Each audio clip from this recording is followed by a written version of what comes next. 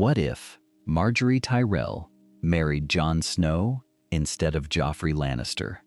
A crown is only worth as much as the army that props it up. Olenna Tyrell understands this better than any lord who has ever bent the knee, and she understands it best in the hours after a young king dies in his tent at dawn, his throat opened by a shadow that wore no face. Renly Baratheon is dead. The rose that had wound itself so carefully around his golden stag now finds itself clinging to nothing, and the old woman in Highgarden does not weep, because weeping is a luxury for those who have already lost everything. She has not. She has merely miscalculated, and a miscalculation, unlike a corpse, can be corrected.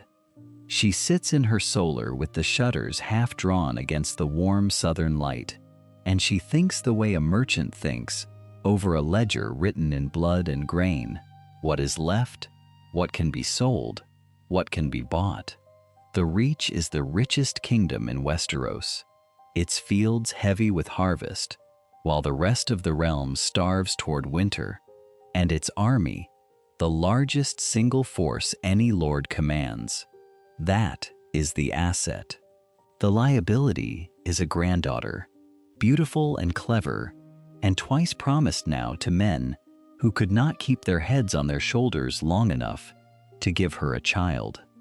Joffrey Lannister waits in King's Landing, golden and vicious, the obvious move. The Lannisters hold the throne, the capital, the boy king. But Olenna has heard things about Joffrey.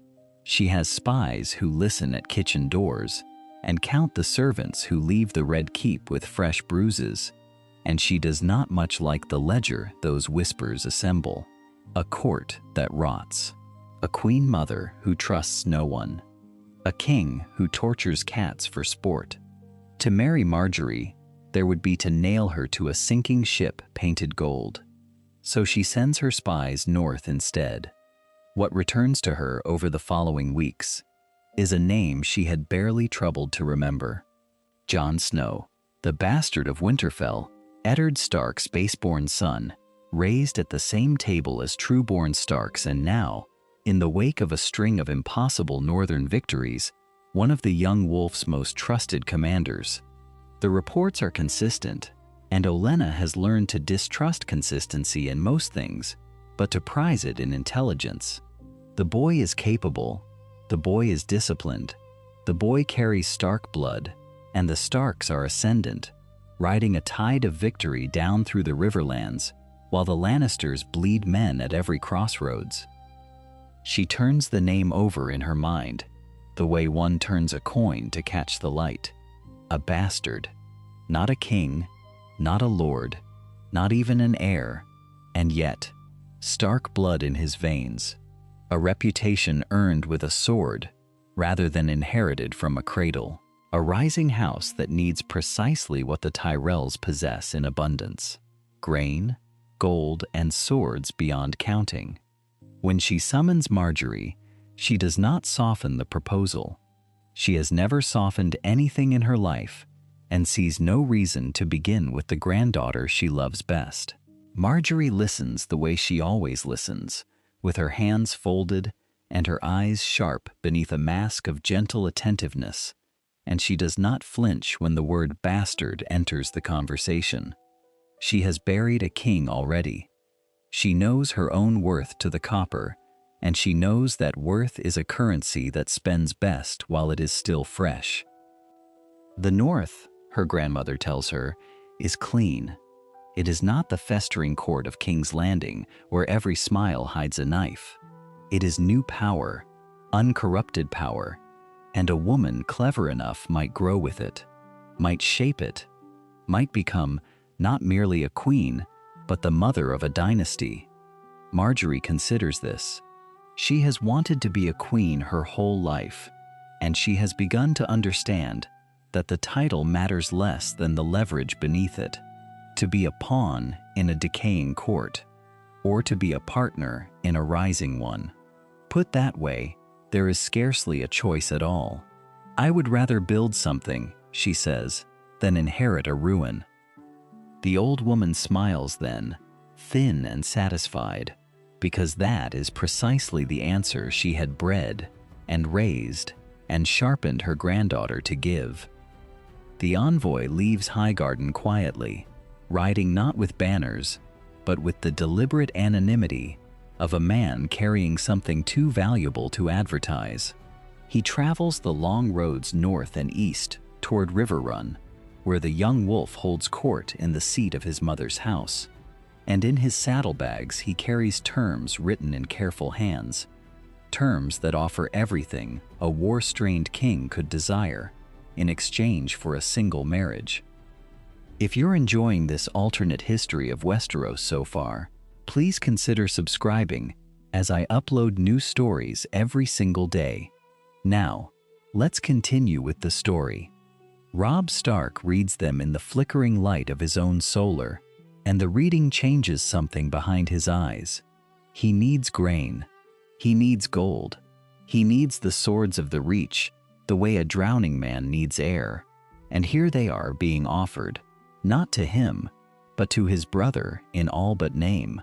He thinks of the promise he made to House Frey, the reckless oath sworn to secure a crossing, and he feels the two obligations grind against each other like millstones. There is a path here. He can see it beginning to form. A path where Jon's marriage might win the very war his own choices have imperiled. He sets the letter down. He does not burn it. What if the letter had never reached him? What if the envoy had been waylaid on the river road, his saddlebags emptied into some ditch, the careful hands of Highgarden's scribes rendered meaningless by an accident of geography? The question hardly matters now, because the letter did arrive, and Robb Stark has read it, and a king who has read such a thing cannot unread it. He summons Jon at dawn. The bastard of Winterfell comes to the solar wearing the black of the Watch, though he has not yet reached the wall to take his final oath before the weirwood. This detail is not lost on Robb. He has considered it carefully, turning it over the way a man turns a coin to see which face shows. Jon is bound and unbound both, a piece already on the board, but not yet locked into place. There is still room to move him. The conversation begins, as conversations between brothers begin, with warmth, with the old ease of boyhood. But Robb is a king now, and kings do not summon their brothers at dawn for the sake of warmth. He lays the terms out. He speaks of grain and gold and the swords of the Reach. He speaks of the girl, Margaery Tyrell, and of what a marriage might purchase. And he watches Jon's face close like a gate. Jon refuses. Of course he refuses. He has taken a vow, or nearly so, and a vow is the only inheritance a bastard is permitted to keep whole. He says as much. He says he will take no wife, hold no lands, father no children. The words come out worn smooth from repetition, the litany of the Watch spoken aloud in a warm room, while the fire cracks. Robb listens. He does not argue the point directly. Instead, he waits, because Robb has learned that the strongest argument is often the one a man makes to himself. Then the raven comes. It arrives from the wall bearing news wrapped in uncertainty, and uncertainty is the sharpest weapon in any negotiation. Lord Commander Mormont has ridden beyond the wall with the greater part of the Watch's strength, and no word has come back. The wildlings are gathering under a king of their own. The wall stands nearly empty, and there are whispers, only whispers, that the old bear is dead in the snows past the reach of any raven. Jon reads this, and something shifts in him, though he fights it. The Watch he swore to serve may no longer exist in any form he recognizes. What is a vow sworn to an institution that is bleeding out beyond the edge of the world? Robb sees the crack. He does not widen it too quickly. That would be a mistake. The lords are summoned. Catelyn Stark comes to the hall with her objections already sharpened, and she does not soften them. She distrusts the Tyrells the way she distrusts all who smile while they calculate, and she resents, though she does not name it aloud, the elevation of the boy she never wished to raise. To marry Jon into Highgarden is to make him a great lord, perhaps greater than her own true-born children in the reckoning of the realm. She argues ambition, she argues honor, she argues the sanctity of an oath sworn before gods old and new. And she is answered. Maester Luwin speaks of extraordinary circumstances, of vows taken under duress that the Septons themselves might set aside. Galbart Glover speaks plainly of survival, of a north that cannot feed itself through winter without the granaries of the Reach. The northern lords, hard men who measure the world in harvests and swords, weigh a single brother of the Watch against the whole of the realm of men, and the scales tip as scales tip when hunger sits upon one side. Robb listens to all of them. He has arranged this hall the way a commander arranges a battlefield, and each voice falls where he has placed it. The royal decree is drafted. A king may release a man from the Watch when the Watch cannot claim him, and Robb is a king, however contested his crown. The parchment is sealed. It is a controversial thing, a dangerous precedent, and word of it will reach the wall and curdle there among the Black brothers, who know that a vow released for one man is a vow weakened for all. But that reckoning belongs to another day. Jon does not decide in the hall. He decides alone, in the dark, in the space between one breath and the next, where all true choices are made. He weighs his honor against his family, and he finds, to his own quiet grief, that honor is the lighter thing. The North needs him, Robb needs him, and so the bastard of Winterfell chooses the living over the vow, and in choosing, becomes something he never imagined he would be.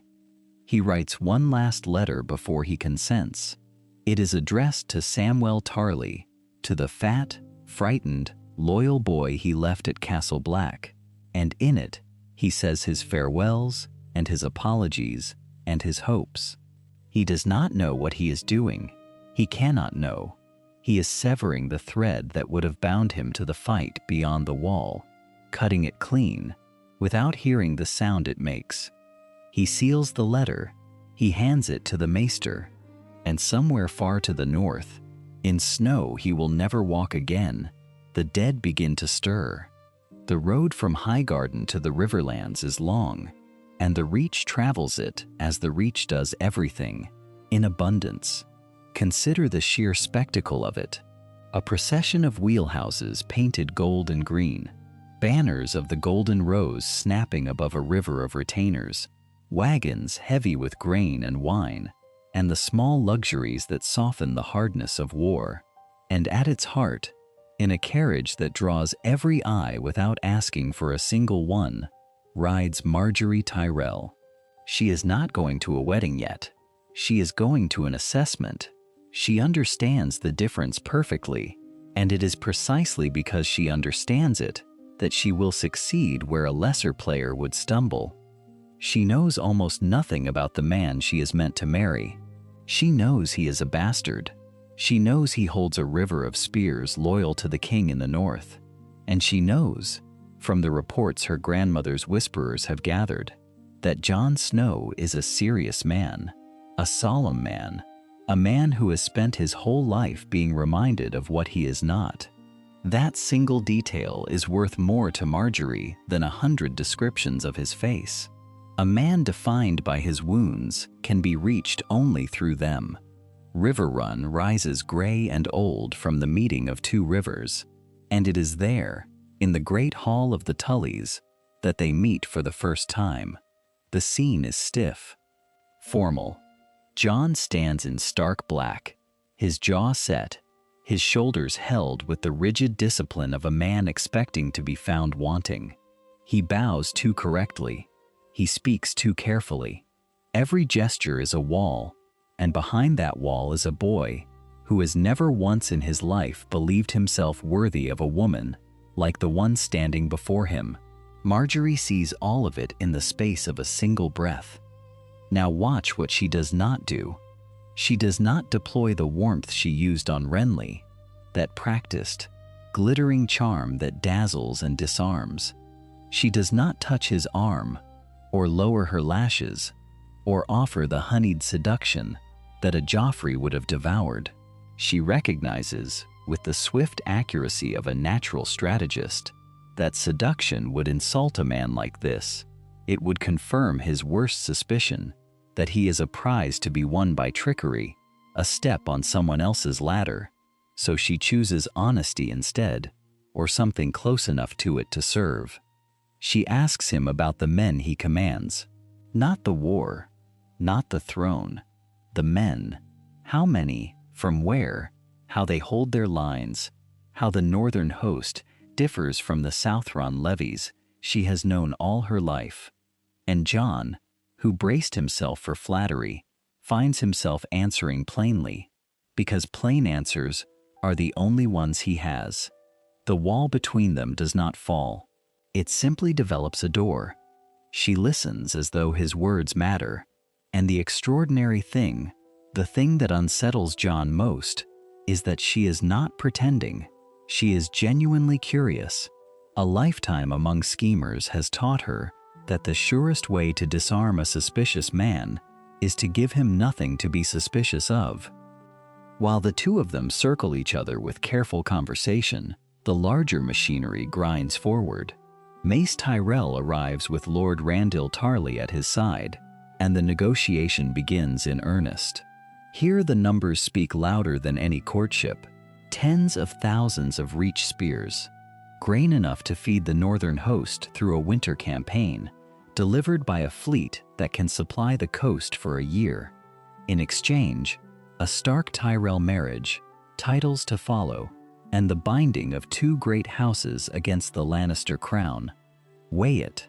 The reach was the strength behind Renly, and Renly is dead, and that strength has been sitting idle, restless, looking for a horse to back.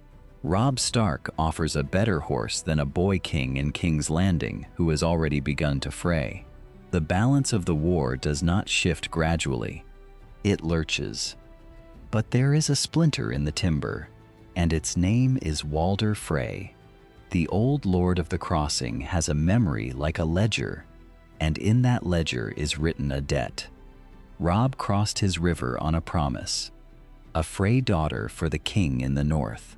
And now word reaches the twins that Robb intends to marry his brother, his bastard brother, to a Tyrell Rose, to the wealthiest and most sought bride in the realm, while a Frey girl is left waiting for the king himself.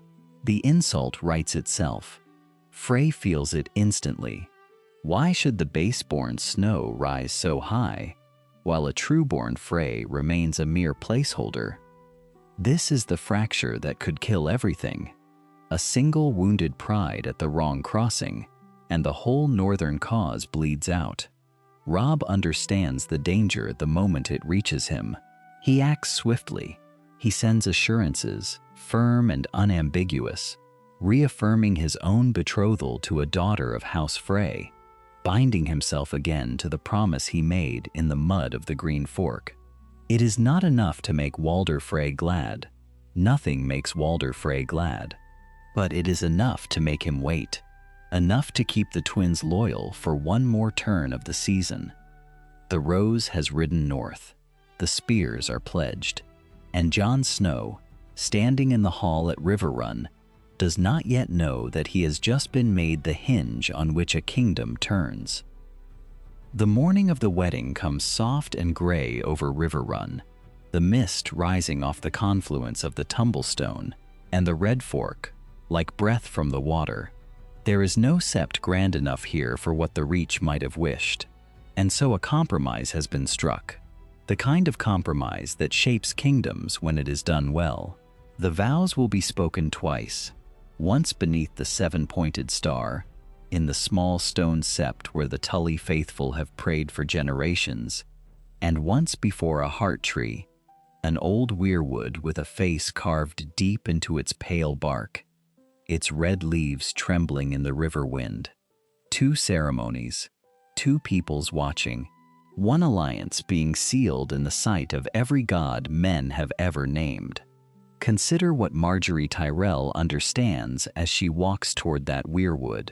She is a daughter of the Reach, raised in the Sept song and the perfumed shadows of the faith, and she owes the old gods nothing. She could have insisted on the Sept alone.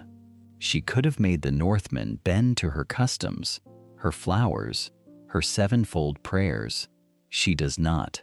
She kneels before the heart tree, in a gown embroidered with roses and gray direwolves stitched side by side, and she bows her head to the carved face in the bark, and she speaks the northern words as though they were her own. It is a small thing. It is the largest thing she will do all year. The Northmen watching are not fools. They have been ruled and dismissed and looked down upon by southern lords for as long as any of them can remember. And here is the wealthiest maiden in Westeros, the pride of Highgarden, kneeling in the mud before their gods, honoring the trees they honor, taking their bastard prince by the hand as though he were the truest of the trueborn. Something shifts in the Hall of Northern Hearts that morning, something that no amount of gold could have purchased. Respect given freely is worth more than respect demanded. Margaery knows this. She has always known this. It is why she wins. Jon Snow stands beside her, and he does not entirely believe any of it. He has spent his life being the shadow at the edge of the feast, the boy seated below the salt, the name spoken with a pause before it. And now a rose is placing her hand in his, and lords who once would not have met his eyes are cheering his name. He does not trust it yet, but he stands straight, and he speaks his vows clear, and when he wraps the cloak of his house around her shoulders, the direwolf cloak, the gray and white of Stark, the hall erupts. The bastard has become the bridge. The alliance is made. Now turn south, to King's Landing, where the news arrives like a knife slid between ribs. Tywin Lannister receives the raven in his solar, and he reads it once, and he sets it down upon the table with a care that is more frightening than any outburst. He had counted on the Reach. He had built his entire calculation upon Highgarden's harvests filling the city's granaries, upon Tyrell gold refilling the crown's ruined coffers, upon Mace Tyrell's spears swelling the Lannister host. He had promised his grandson a Tyrell bride, and, through her, an entire kingdom's strength. All of it, gone north with a rose and a cloak. Understand precisely what this means, because Tywin understands it instantly. King's Landing is a city that does not feed itself. It devours grain it cannot grow, drinks wealth it cannot mint, and every mouth within its walls looks outward for its bread. The Reach was the answer to all of it. Without Highgarden, the granaries run thin. Without Tyrell gold, the crown's debts sit like stones upon its neck. Ode to the Iron Bank, ode to the faith, ode to Tywin's own coffers, which are not bottomless whatever men believe. And without Tyrell spears, the numbers on the field have shifted, quietly, decisively, in favor of the wolf. He sends ravens. Of course he sends ravens. He reaches for Dorne, and Dorne remembers Elia and turns its face away. He reaches for the Stormlands, and the Stormlands are split between dead kings and their claimants. He reaches into every corner of the map for an ally who might replace what he has lost, and one by one the corners come back empty. There is no second Reach. There is only the Reach, and it has chosen the North. For the first time in the war, for the first time in years, Tywin Lannister is not the hammer. He is the anvil, and he does not like the shape of it. In a chamber high in Riverrun that night, the feast still murmuring below them, Margaery sits with her new husband and begins, patiently, to teach him, Not how to fight. He knows how to fight. She teaches him the other war, the one fought with smiles and seating arrangements, and the careful placement of a compliment. She tells him which lords must be flattered and which must merely be fed. He listens. He does not pretend to understand what he does not. And when she finishes, he offers her something she did not expect. Honesty, a plain, quiet respect that asks nothing back. She studies him in the candlelight, this bastard who does not lie to her, and she realizes she may have married better than she planned. What if a man who has never lost thinks first not of victory, but of division? This is the instinct that guides Tywin Lannister in the days that follow, because a man who understands power understands its opposite, understands that an alliance is only as strong as its weakest thread, and that every alliance, no matter how grand, is stitched together by threads. Find the loose one, pull. This is the whole of his philosophy, and he has never had reason to doubt it. So he does what he has always done. He reaches for the man who makes his living selling other men's secrets and buying their loyalties. The man with the mockingbird pinned to his collar and no true loyalty pinned to anything at all. Petyr Baelish rides south with a satchel of forged letters and a mouth full of poisoned honey. His task is simple in its cruelty. He is to travel to Dorne and remind the Martells of old grievances, of a dead princess and a shattered skull, and to whisper that the Starks have forgotten those grievances too readily. He is to ride for the Vale after, to Lysa Arryn, and offer her whatever her frightened heart most craves. And along the way, he is to scatter the forgeries like seeds, letters written in Robb Stark's hand that Robb Stark never wrote, letters in which the young wolf disparages his Tyrell allies, mocks their pride, calls their roses soft. Sow the doubt, let it grow. Let the Reach Lords wake one morning and wonder whether they have marched their strength north to serve a boy who despises them. It is a good plan. It is the plan of a man who has always been right. And it fails. It fails because Margaery Tyrell has already anticipated it. She knows the shape of desperation, having watched her own grandmother wield it. And she knows that a cornered lion does not fight cleanly. So the letters arrive and are met not with suspicion, but with laughter, because she has already made certain that the Reach Lords have heard the young wolf praise them with their own ears, at the feast, in the yard, over the war table where Jon Snow deferred to their counsel without a flicker of the contempt the forgeries insist upon. A forgery cannot compete with a memory. Baelish's seeds fall on stone. In Dorne, Doran Martell reads the honeyed words and sets them aside, because Doran Martell has his own long game, and it does not bend to Lannister convenience. In the Vale, Lysa wavers and clutches, and ultimately does nothing, which is the only thing she has ever reliably done. Baelish returns with empty hands and a careful expression, and Tywin, watching him across the solar, understands that the loose thread he sought does not exist. Not this time. The alliance is not stitched. It is welded. In King's Landing, the failure ripens into something uglier. Cersei feels the walls drawing closer, feels enemies in every shadow, and a mind that begins to see plots everywhere soon sees them nowhere accurately. She trusts no one. She watches her father's messengers come and go, and imagines betrayals in their bows. And Joffrey, denied the bride he was promised, the golden rose he had already begun to think of as a possession, lashes outward in the only direction a boy king knows. He rages that a bastard has taken what was his. He orders punishments that serve nothing, humiliations that cost the crown loyalty it can no longer afford to lose.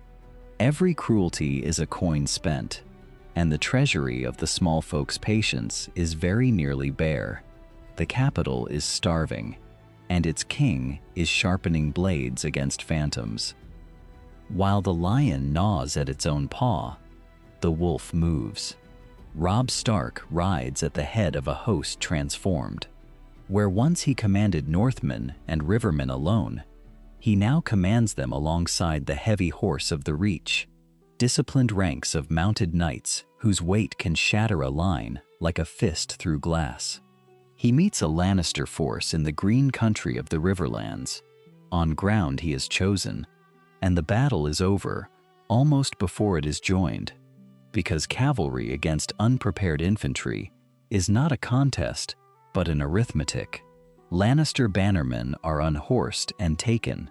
Key men, valuable men, are led back in chains toward the Stark camp, and with each captured lord, the noose around the Westerlands tightens another inch. And here, Jon Snow proves what the war has been waiting to learn about him. He commands a flank with a cold, patient competence, holding when he is told to hold, striking when the moment opens. And the men who follow him note that he does not flinch and does not boast. But it is what comes after the battle that spreads his name furthest.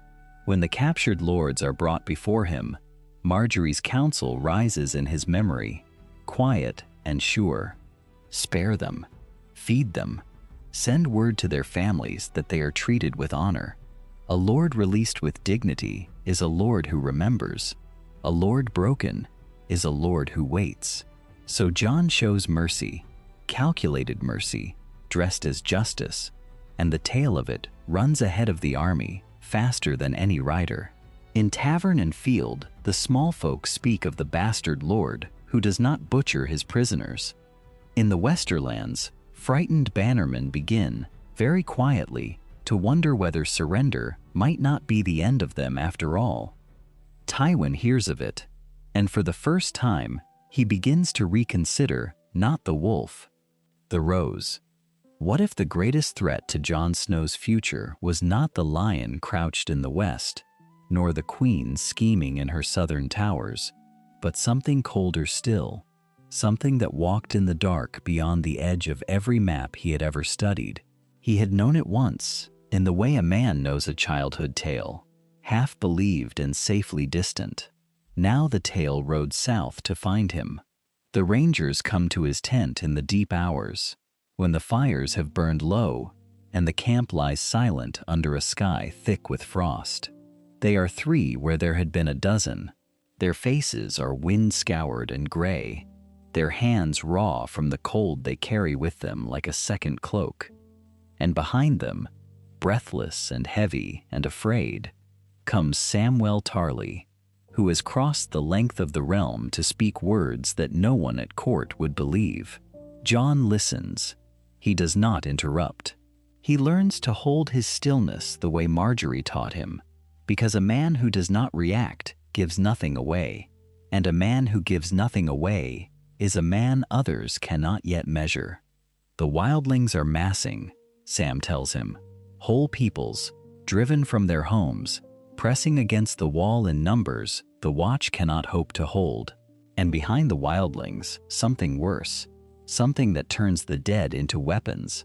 Sam's voice trembles on the word, and Jon's face does not change, but inside him, a calculation begins to move, cold and inevitable. Here is the trap of it. Here is the cruelty. If he abandons the Southern War to ride north, he loses everything the war has bought him. His name, his marriage, his brother's cause, all of it collapses the moment his flank falls empty. But if he ignores the north, the thing beyond the wall does not wait politely for the lions to be defeated. It comes when it comes. And so Jon Snow does what a lord must do when he cannot afford to win both wars at once. He buys time. He empties his stores of what he can spare and more than he can spare. He sends men, not the finest, for the finest he needs, but enough to matter. He sends ravens north with orders and coin, and the authority of his name pressed into wax. He writes to houses who owe the Starks old debts, and calls those debts due. He does not go himself. He cannot go himself, and the knowing of that sits in his chest like a stone he will carry for a long time. He tells Sam to hold, just hold. He does not finish the promise he wants to make. He does not need to. They both understand what it costs. While the North whispers its warnings, the North also delivers a gift. Word comes to Robb's camp, then to Jon's, then to Margaery in her chambers. And the word is joy dressed as astonishment. Bran and Rickon Stark live. The younger sons, thought burned to ash in the fall of Winterfell, thought murdered by Theon Greyjoy's treachery, had been hidden all along, sheltered by loyal men who understood that a living Stark is worth more than a whole army. Loyal Northmen retake the castle, and from beneath it, from the crypts and the shadows, the boys emerge blinking into a world that had already mourned them. The effect ripples outward like a stone dropped in still water. Robb's cause, which had begun to waver under the weight of grief and doubt, now stands firm again. The pack is not broken. The pack endures. And men who fight for a cause that endures fight harder than men who fight for a ghost. Margaery hears all of this from the quiet room where she now spends her mornings, her hand resting upon the gentle swell of her belly, for she carries a child now, a child who will be half wolf and half rose, a child whose blood will bind two great houses into something the realm has never seen. But she does not let the pregnancy slow the work of her network. If anything, it sharpens her. She has more to protect now. She has more to lose. Her spiders are everywhere, spun out from Highgarden's endless generosity, servants and cooks and stable hands who owe the Tyrells and love the Tyrells and whisper to the Tyrells. And through them she learns a thing that turns her blood to ice.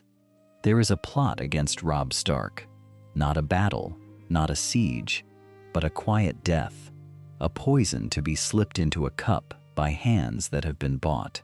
She traces the bribes backward, coin by coin, servant by servant, the way one follows a thread through a labyrinth, and each turn brings her closer to the center, and the center points south, toward the very heart of King's Landing.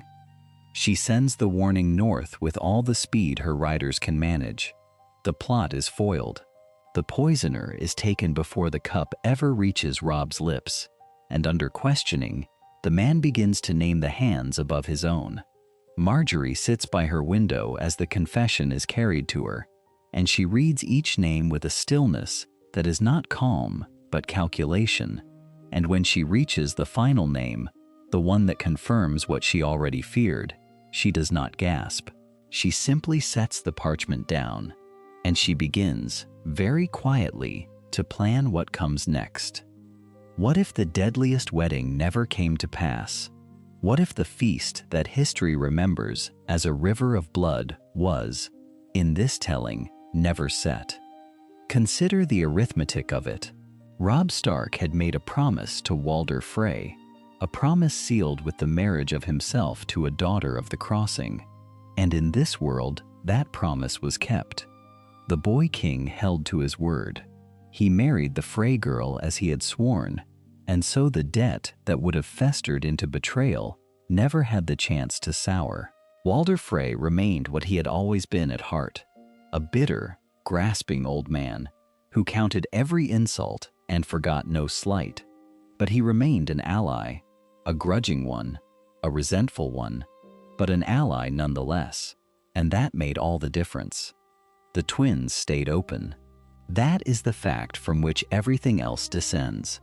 The Great Gate of the North, the single crossing that controls the passage of armies over the Green Fork, remained under the banner of a house sworn to Robb rather than a house sworn to his ruin.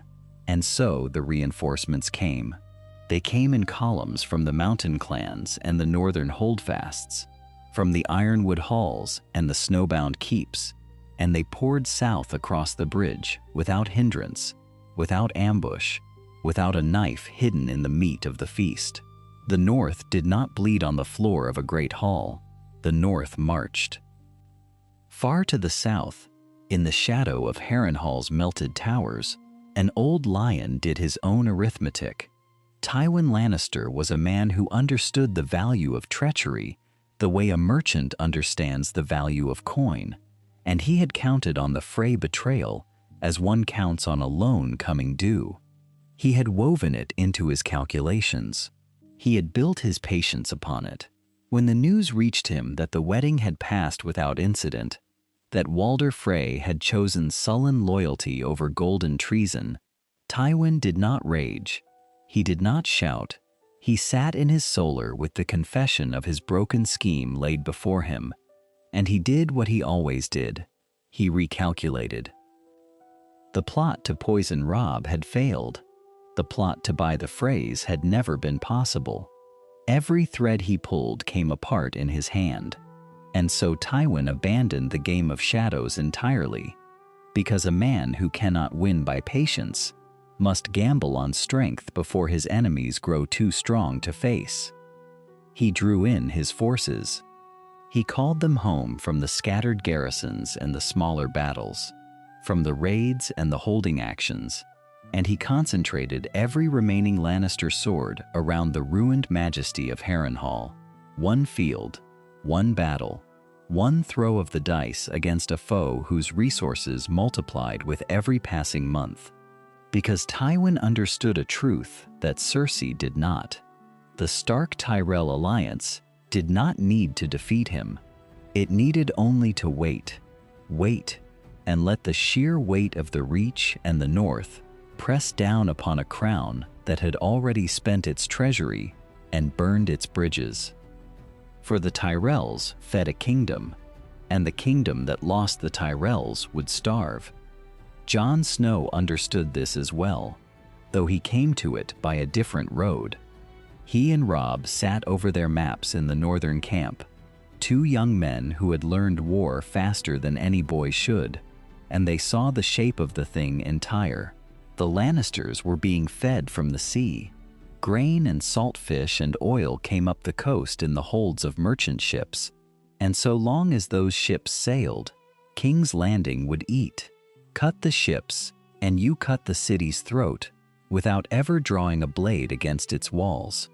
The Tyrell fleet was already at sea. Red wine galleys, the pride of the Arbor, ranged along the southern coasts in a blockade that tightened week by week, like a slow-closing fist. Jon sent word to coordinate the northern movements with the ships, and Robb pressed his columns to sever the land routes, the roads, and the river paths, until every artery that fed the capital was pinched shut. The supply lines did not merely thin, they failed.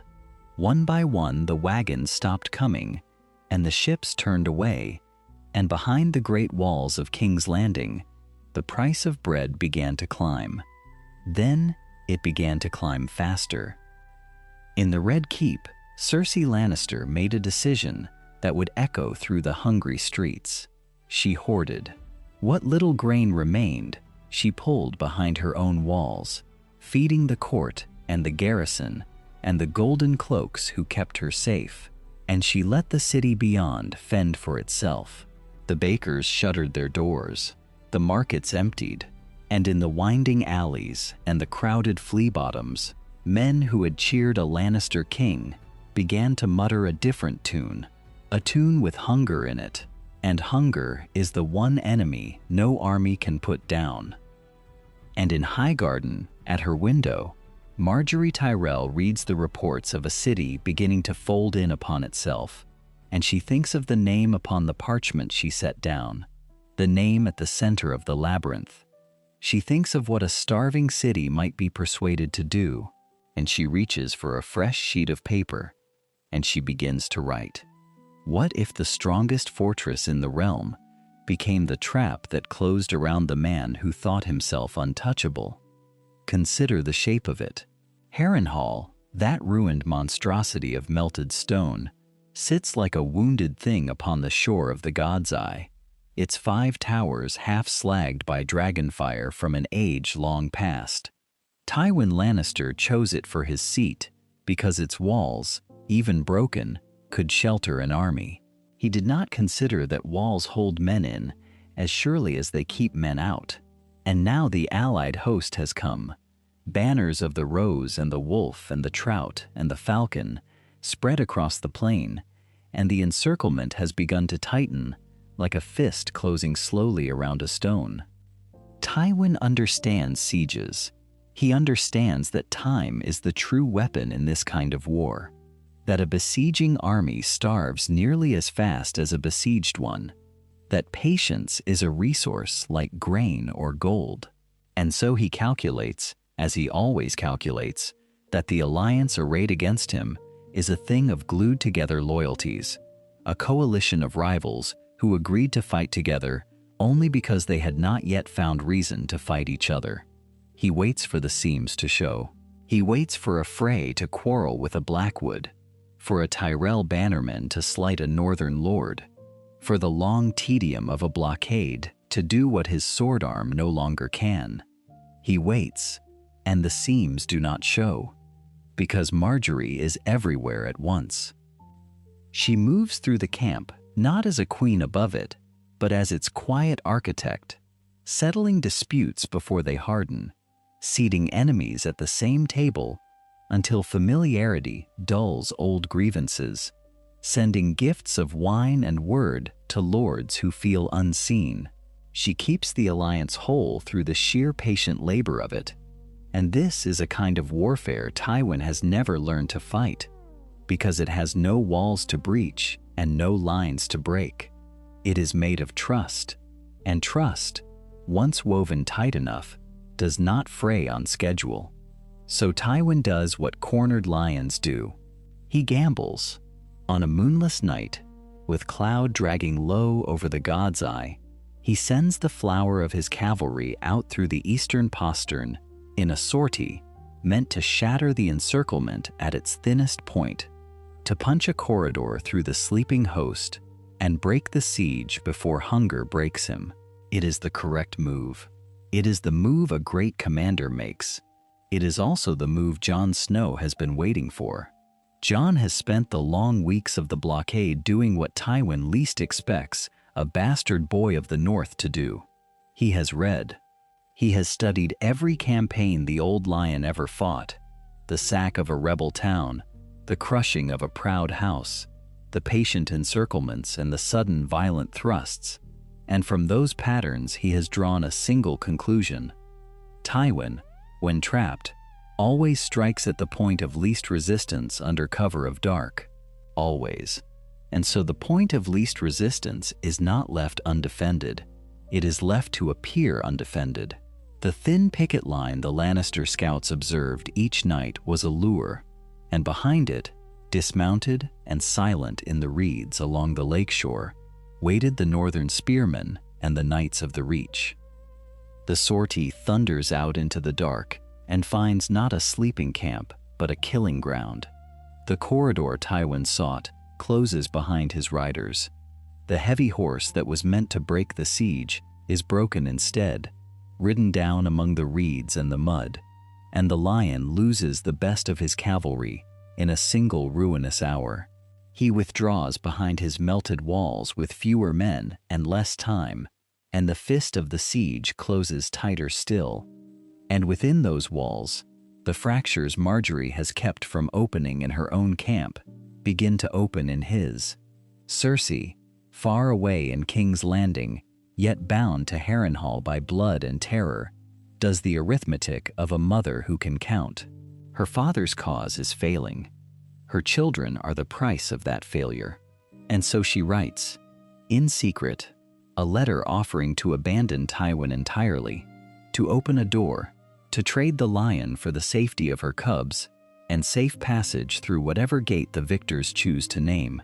She trusts the raven to carry it quietly. She does not know that her brother watches every raven that leaves the Red Keep. Tyrion intercepts the message.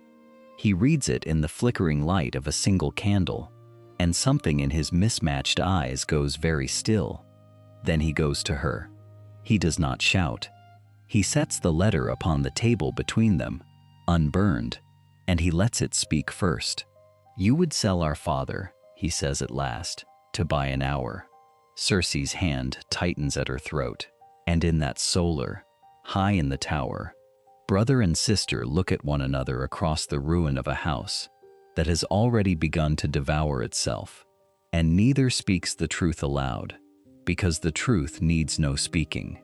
House Lannister is cracking from within, and both of them can feel the cold air moving through the fault. And far to the west, in Highgarden, Margaery Tyrell cries out in a birthing bed and holds her breath and pushes. What if a great house does not fall to a single mighty blow, but to 1,000 quiet subtractions, each one so small that no single lord notices the moment his loyalty tips from belief into calculation? This is how Harrenhal breaks. Not by fire, though fire has haunted its blackened towers since Dragonflame melted them into ruin. Not by siege engine or storming ladder. It breaks by arithmetic. It breaks by hunger. It breaks by the slow, methodical erosion of men who signed no oath to die for a cause already lost. The stores run low first, then they run out. Tywin Lannister, who has spent a lifetime teaching the realm that a debt is always paid, cannot pay his own levies, and unpaid men grow thoughtful. They count the days since their last full meal. They count the desertions in the night, the empty bedrolls at dawn, the horses gone from the picket lines. They count, above all, the reports drifting west like ash on the wind. Tales of a bastard who wins battles and then spares the men he beats. Tales of a Tyrell rose who empties Highgarden's granaries to feed the small folk of lands her armies pass through. Mercy, in the calculus of a starving captain, is not weakness. It is an offer, and an offer, once heard, is very difficult to unhear. The defections begin at the margins. A minor house from the western hills sends its steward under cover of dark to sound out the Stark Tyrell terms, and finds those terms generous beyond expectation. Lands preserved, titles honored, no heads taken, no daughters seized, no small folk put to the sword. The steward rides back, and he speaks, and other stewards listen. One banner comes down, then two, then a river of them, each lord telling himself that he is not betraying Tywin so much as recognizing a truth Tywin refuses to see. The war is decided. It was decided in the birthing beds of alliance, in the granaries of the Reach, in the reputation of a man who did not need to be cruel to be feared.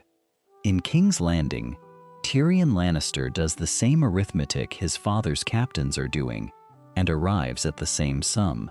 He is a Lannister to the marrow, and he loves his house even where his house has never loved him. But he is not a fool, and only a fool spends the last coins of a doomed treasury on a wager already lost. So he opens a door. Quietly, through channels no raven records, he reaches the Stark Tyrell host, and he makes his proposal with the precision of a man laying stones. Spare the small folk of King's Landing. Spare the city from the horrors of a storming, and in exchange, let the surviving Lannisters keep their lives, their dignity, some fragment of their name. He does not beg. Begging is beneath the offer he makes, and he knows the value of what he brings to the table, which is a bloodless end to a war that might otherwise cost thousands. The proposal reaches Jon, and Jon hesitates, because there is a part of him that remembers every man who has ever suffered under a lion's paw and wants those debts collected in full. But Margaery does not hesitate. She has learned the lesson her grandmother taught her before she could read. The lesson that mercy is not the opposite of power, but its most economical expression. A house destroyed leaves a wound that festers into rebellion. A house humbled and preserved leaves a debtor. Take the offer, she counsels, and Jon, who has learned to trust the mind he married more than his own hard instincts, takes it. The word goes out. The Lannisters will not be exterminated. They will be broken and permitted to live in their breaking. And within Harrenhal, the last threads part. The Western captains, hungry and unpaid, and watching their fellows melt into the darkness night after night, make the final calculation any survivor makes. They will not die for Tywin Lannister. They will not perish in a burnt ruin defending a cause that every lord in the Westerlands has already privately buried. So they do the thing that once would have been unthinkable, the thing that no man would have dared to whisper a season ago. They move against their own lord. It happens in the gray hour before dawn. There is no great battle, no clash of guards, no desperate last stand. There is only a handful of men who have decided, and who move with the quiet certainty of men who know they will not be stopped because too many others feel exactly as they do. They take him in his own chambers. Tywin Lannister, who has commanded armies since before these captains were born, who has bent kings and shattered houses and made his name a synonym for consequence, is seized within the walls of the castle he could not hold, by the very men he could no longer feed. He does not rage. That is not his way. He looks at them with those pale, cold eyes, and he understands, because understanding has always been his particular gift, that the board has been played to its conclusion, and he is the piece being lifted from it. They deliver him alive, bound, silent, but living, carried west toward the Stark Tyrell host under a banner of parley, and the news of it rides ahead of the escort like fire across dry grass, stunning every hall in the Seven Kingdoms. The allied host comes to King's Landing in the fullness of its strength, and the city that watches its approach from the walls is not the city it was. What if a capital could be conquered not by the breaking of its gates, but by the breaking of its faith in the crown that ruled it? That is the question the walls of King's Landing answer as the banners come into view, the direwolf of Stark, the golden rose of Tyrell, and riding at their head, the young man whom half the realm now names the true and the just, the boy of the wall who married a rose and gathered a kingdom to his cause without ever seeming to reach for it. Inside the Red Keep, Cersei Lannister calculates. She has always calculated, but the numbers have turned against her now, and she knows it in the way a drowning swimmer knows the shore has moved too far away. Her father is taken. Her allies are gone or turned. Her uncle Kevin counsels surrender, and she does not listen, because surrender is a word that has never lived comfortably in her mouth. She has one piece left. She has the king. And so she does what a cornered lioness does. She uses the only weapon still in her hand, and that weapon is her son. Joffrey stands upon the walls, and he is a boy who has never once understood that power is a thing borrowed rather than owned. He orders executions. He commands that prisoners be brought to the battlements and their heads struck from their shoulders in full view of the besieging host, believing, as only the truly cruel can believe, that terror is the same thing as authority. He is wrong. He has always been wrong about this, and now the wrongness of it becomes visible to every man who watches. The city guard sees it. The small folk crowded in the shadow of the walls see it. And something shifts, quietly, the way weight shifts in a ship before it lists. These are not men rallying to their king. These are men calculating how quickly they might be rid of him. Tyrion understands the moment for what it is. He has always understood moments, in the tangled passages beneath the keep, in the whispered counsels of men whose loyalty was never truly Lannister to begin with. He does the patient work of a man who knows that a single opened gate is worth 10,000 swords. He does not storm the walls, he unlocks them, and in the gray light of the following dawn, the gates of King's Landing swing wide from within, and the allied army walks into the capital of the Seven Kingdoms without the ram ever touching the wood. What Jon Snow does then is the thing that will be remembered longest. He gives the order that no soldier has expected to hear. There will be no sack.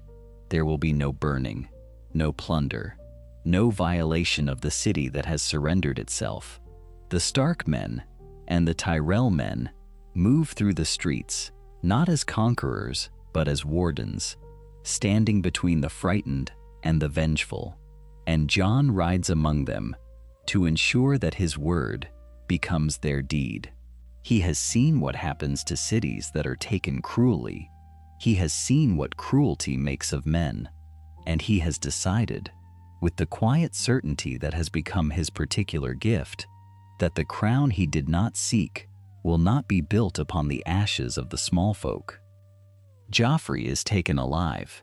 He is dragged from his hiding place, no longer a king upon a battlement, but a boy in soiled finery, and the terror in him now is the terror he once dealt so freely to others. Cersei is taken with him. Kevin yields what remains. The lion's den is opened, and the beast within is found to be smaller than its legend. They bring him to trial, not to a chopping block in the dark, but to a trial before the assembled lords of the realm, because Jon Snow will have it done in the light where all may witness it. The crimes are laid bare one by one, methodically, the deaths and the torments and the madnesses of a reign that began in blood and lie. And then Margaery Tyrell rises to speak, and the hall goes still.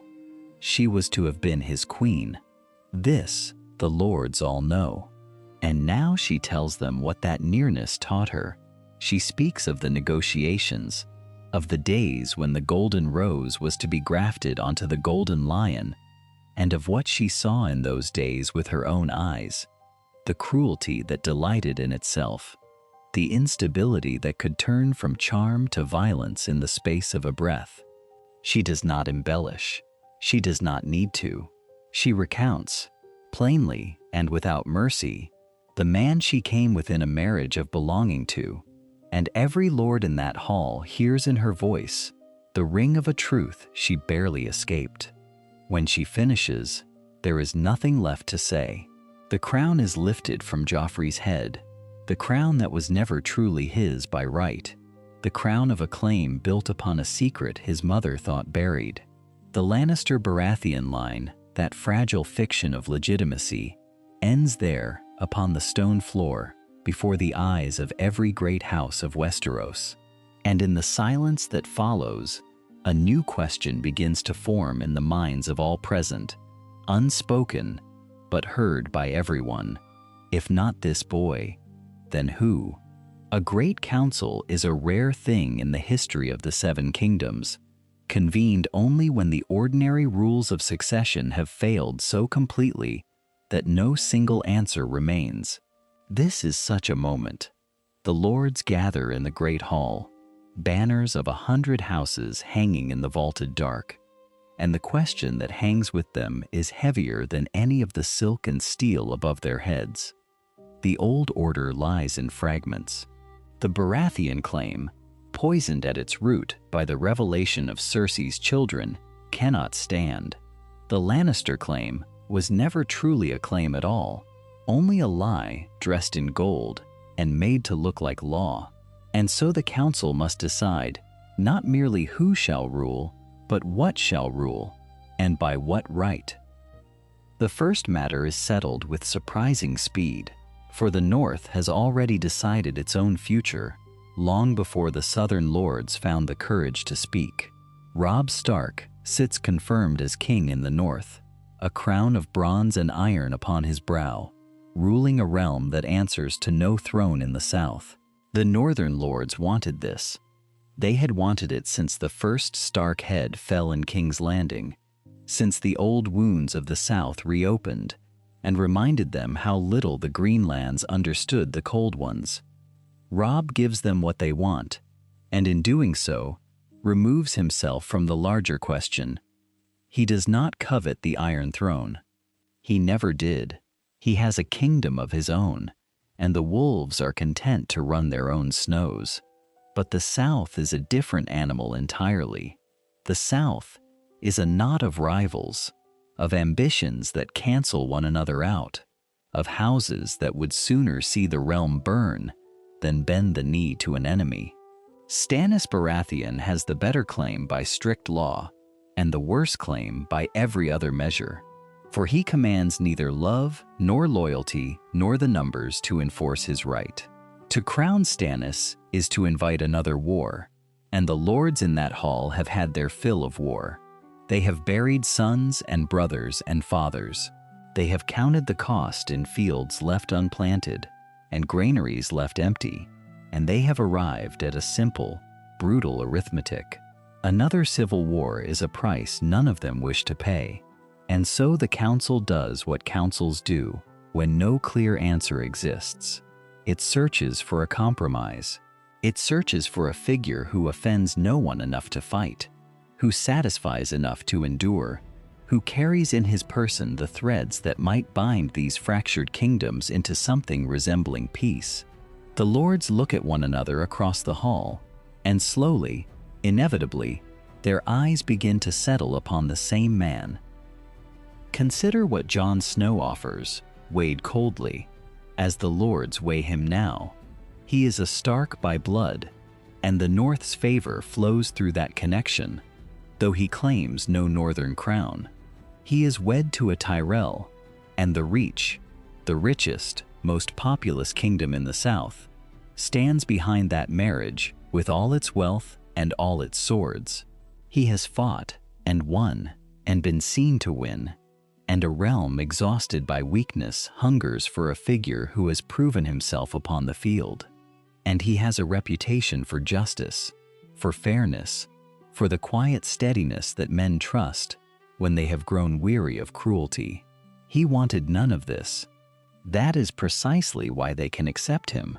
A man who does not grasp for the crown is a man who will not abuse it, or so the lords tell themselves, and so they believe, because they need to believe it.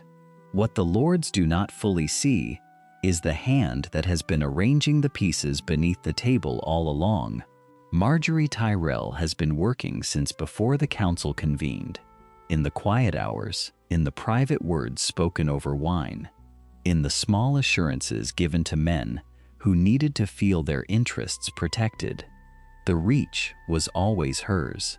The Riverlands she wins through Tully connections and shared grievance against the Lannisters. In the Vale she finds houses weary of Lysa Arryn's paralysis, eager for a settlement that brings stability. In the Stormlands she gathers those lords disillusioned with Baratheon quarrels, men who would rather kneel to a fresh face than choose sides in an old feud. One by one she secures them, not with threats, not with gold alone, but with the simple promise that Jon is the safe choice, the peaceful choice, the choice that lets each of them keep what they have and lose nothing. She does not speak of her own ambition. She never does. But every arrangement she makes, every whispered accord, every carefully cultivated alliance carries the same silent architecture, and at the center of it stands a crown, and beside that crown, a queen. She has aimed at this from the beginning, through every turn of fortune, every marriage negotiated, and every one refused. She wanted to be queen. She has always wanted to be queen. And now, in this hall, with the old claims broken upon the floor, and the lords circling toward a name they think is their own idea, she watches the shape of her design begin to complete itself. The council falls quiet. A voice rises to put the question plainly, and every eye turns to Jon. What if a crown could be refused before it could be accepted? What if the man who never wanted power understood it better than any who lusted after it? Jon Snow stands in that quiet hall, and he does not reach for the seat they offer him. He does not step forward. He waits, and the waiting itself becomes a kind of authority. For a man who does not need the throne, is more dangerous to those who would use him than any eager claimant could ever be. When he speaks, his voice is low, and every lord leans toward it. He accepts, he tells them. He accepts, but there are terms. He says the word terms the way a man lays a sword flat upon a table, not to threaten, but to remind. The war ends here, he says, and it ends fully. No reprisals, no hunting of men who fought for the wrong banner, no burning of villages that fed the losing side. The small folk have starved enough, and the granaries of the Reach, swollen with the abundance the Tyrells have hoarded through every season of conflict, will be opened. The harvest will move north and east and into every holdfast that lost its stores to marching armies. He does not ask whether this is possible. He states it as though it is already done. And there is the matter of the north. He will not sit a southern throne and pretend his brother's kingdom does not exist. Robb Stark rules in the north as a king in his own right, and Jon will recognize that crown formally, in writing, before witnesses, sealed and unbreakable. 2 kingdoms then, not one realm reunited by force, but 2 crowns bound by blood and marriage, each sovereign in its own hall, neither reaching for the other's throat. It is an arrangement no conqueror would have designed, because conquerors think in terms of what they can take. Jon thinks in terms of what can endure, and a peace that lets both sides keep their honor is a peace that does not need to be defended with swords. The lords look at one another. Some of them had hoped to profit from a long settling of scores. They see now that the profit is gone, replaced by something steadier and less glorious, and they find, to their surprise, that they prefer it. Margaery watches from her place, and she says nothing, because nothing needs saying. This is the shape she wanted. A king who binds rather than breaks. A throne that rests on gratitude rather than fear. Then comes the hardest reckoning. Tyrion Lannister, who spun this bloodless ending out of nothing but wit and nerve and a willingness to betray his own house for the sake of stopping the fire before it consumed everything, is named Hand of the King. It is a reward and a leash both, and Tyrion understands this as well as anyone. He accepts with a bow that carries just enough irony to remind the room he knows exactly what he is. Cersei is confined, not killed, not paraded, not martyred, but quietly sealed away where her venom can find no purchase, and her surviving children are stripped from the line of succession, their claims dissolved like salt in water. Joffrey is the question no one wishes to answer aloud. The boy who tortured, who ordered heads struck from shoulders for his amusement, who would have made a monster's reign of a boy's cruelty. Justice demands his death, and half the hall would cheer to see it done. But Margaery leans toward Jon in the private hour when the council has thinned, and she speaks of what a corpse becomes. A dead Joffrey is a rallying cry, she tells him. A living, exiled Joffrey is only a forgotten disappointment. A boy shipped across the sea to rot in obscurity, remembered by no one, mourned by fewer. Kill him, and you make a banner. Exile him, and you make him nothing. Jon listens. Jon commutes the sentence. Permanent exile, beyond the reach of the realm, beyond the reach of memory. It is the cunning of the Tyrells wed to the mercy of the Starks, and it is the first true policy of their joined reign. The crowning, when it comes, is a thing the exhausted realm falls upon, like a starving man upon bread. Jon and Margaery are crowned together, side by side, the northern honor and the southern abundance made one before the eyes of every lord who survived the wars. Their infant son, small and unaware of the weight settling upon his name, is proclaimed heir, and in that proclamation, the lords hear the one thing they have not heard in years: continuity, a future that does not end in another war of succession. a line that runs forward instead of fracturing into rival claims. The realm breathes. It has been holding that breath for so long it had forgotten how. And Margaery, standing beside her husband with the weight of the crown at last upon her brow, feels the full completion of her long design. Every arrangement, every whisper, every marriage refused and pursued, all of it resolving into this single moment. Yet even now, in the flush of triumph, she catches a glance passing between two lords at the back of the hall. A glance she does not like. A glance that says the peace is new, and the newly peaceful are always the most tempted to test it. She files it away. She always does. The peace held. Not because peace is natural, but because Jon made it so. And a man who has spent his life expecting nothing understands better than most how quickly everything can be lost. He does not squander the quiet. He uses it. Where a lesser king might have settled into the comfort of a throne finally won, Jon looks north, always north, toward the thing that has waited beyond the wall, while men below spent their strength killing one another for chairs and crowns and grudges older than memory. He has never forgotten the cold. A boy raised in Winterfell knows the shape of winter the way a sailor knows the sea, and Jon has heard the stories the maesters dismiss and the wildlings swear by. The difference now is that he has the power to act. A united realm is not merely a peaceful one.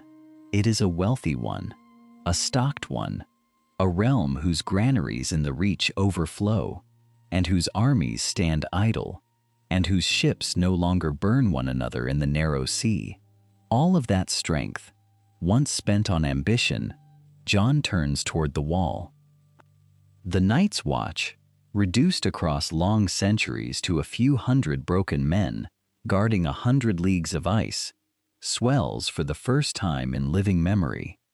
Not with criminals alone, but with second sons sent for honor, with builders and stewards, with grain and timber and coin flowing steady from a treasury the wars would have emptied.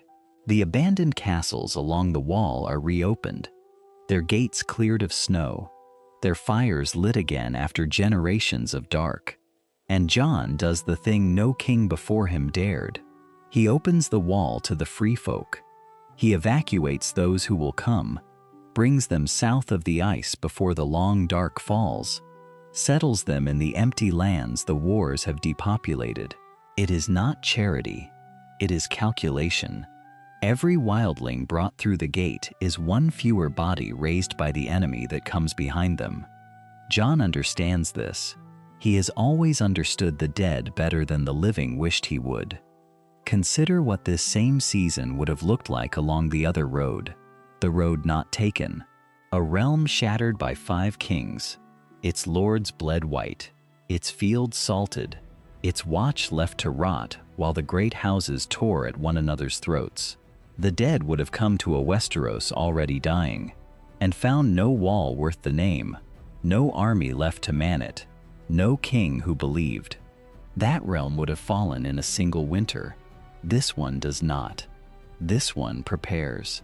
Margaery, for her part, does what Margaery has always done, only now she does it as a queen loved, rather than merely tolerated. Her charities feed the poor in every city from Old Town to White Harbor. Her grain relieves the famines the wars left behind. She listens where kings do not, and the small folk who never see a throne come to speak her name with something close to devotion. And devotion, she has always known, is the truest kind of power, the kind that cannot be taxed away or besieged or bought. She rules beside Jon not as ornament but as equal, and the marriage that began as strategy, as arrangement, as the coldest of political necessities, becomes over the slow turning of years something neither of them expected. Respect first, then trust, then a warmth that surprises them both in its arrival. A second child is born, a daughter, and with her the dynasty is no longer a hope, but a fact. a line running forward into a future the old wars would have devoured. The lords who exchange that glance at the coronation test the peace, once, quietly, in the way of men who cannot help themselves. Margaery is ready. She always is. The plot unravels before it begins. Its threads cut so gently that most of the realm never knows a knife was raised at all. After that, no one tests it again. The lesson is learned. The peace is not fragile. The peace has teeth. And so the years pass, and the realm grows strong. And one cold morning, near the end of a long and gentle reign, Jon Snow climbs to the top of the wall and stands where he has stood so many times before, looking out over the white expanse toward the dark that gathers at the edge of the world. The long night is coming. He can feel it in the air, in the deepening cold, in the silence of the birds. But he is not afraid, because behind him, the realm stands ready, united, provisioned, warned. Northmen and Reachmen, wildlings and knights, all of them turned at last toward the true enemy instead of at one another's throats. He turns and looks south, toward the kingdoms his marriage bound together, and he understands with perfect clarity the smallness of the thing that made all of this possible. A single choice, a hand offered by a Tyrell girl to a forgotten bastard, and a bastard wise enough to take it. From that one decision, the whole tapestry unspooled, saving his family, saving his father, saving the North and the Reach and the throne and the very realm itself. He was born with nothing. He leaves behind everything. And as the first snows of the great winter begin to fall, soft and endless, Jon Snow stands atop the wall in quiet peace, knowing the world he passes on is stronger than the one he found. And this brings us to the end of this alternate history. If you enjoyed exploring how events might have unfolded differently, I'd really appreciate it if you subscribe to the channel. We dive into new stories from the world of Westeros every single day, imagining the choices, battles, alliances, and destinies that could have completely changed the fate of the Seven Kingdoms. And if you'd like to explore even more stories, our Lorekeeper members unlock a brand new exclusive alternate history every single week. I'd also love to hear your thoughts. What do you think would have happened next? Did this version of history end better than the original, or would you have taken the story in a completely different direction? Leave your ideas in the comments, because many of the best future stories come directly from your suggestions.